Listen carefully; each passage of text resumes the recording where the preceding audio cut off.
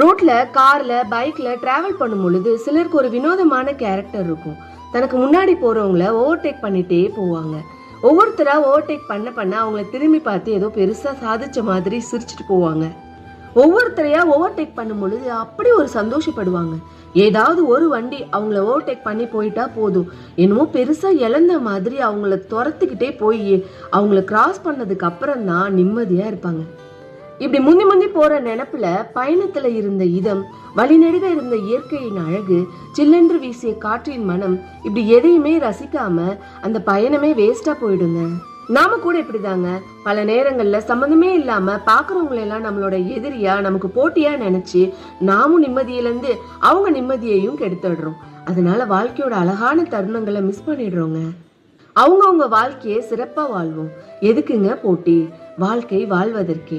அன்புடன் நான் உங்கள் கீதா கொளஞ்சிநாதன். இது கலர்ஸ் ஆஃப்